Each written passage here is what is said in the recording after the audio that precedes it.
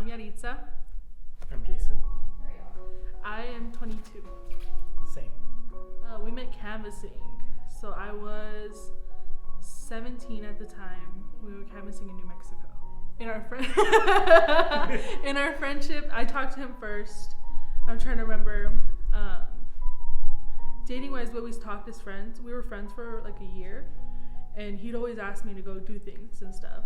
And I'd always ask him, I was like, are we just friends? Or are you trying to, be more? And it wasn't until a year later, in our second year canvassing, that we started dating, and then he made the move. So I had come to Southwestern right after our second year canvassing, and Jason came along the following semester. We had already been dating for a little bit. The first summer we kind of started talking a little bit. And I kept asking him for a promise ring. I was tired of, guys trying to be sneaky, trying to be rude. And I kept asking for a promise ring. I didn't want to get her a promise ring because I was already kind of planning on proposing. So I told her that. You can't keep a secret. I can't keep a secret. A few months later, I was proposing to her in a tunnel, a dark tunnel. It's where we had our first day. So he took me shooting, and then we went to this tunnel in the woods, and we're just hanging out. There's wall art in the tunnel and stuff, so it was really nice. But that's where he ended up proposing a year later, or more than a year later. But yeah, we had talked about it after he told me that. It was just a lot of conversation until that summer, where we decided that we wanted to get married.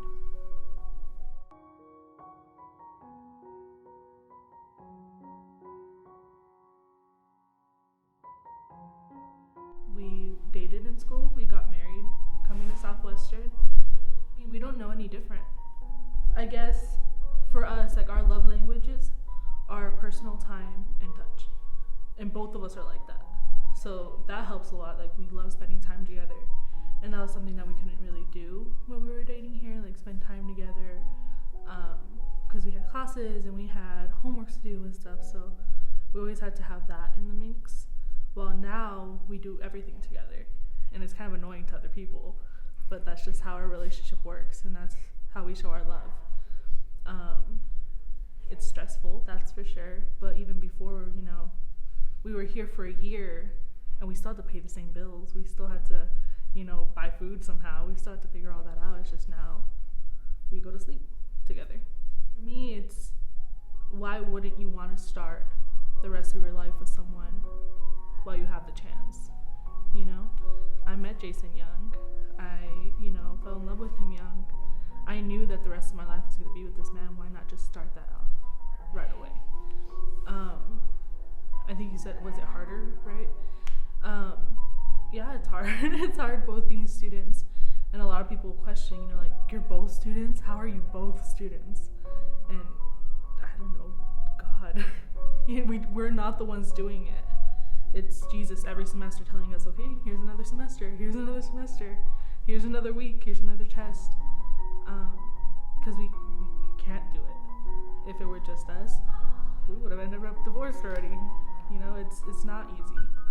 There's not a lot of other married couples here, and that's a little hard, because it's nice to have friends that are going through the same things that you're going through at the same time, and there's not really much of that.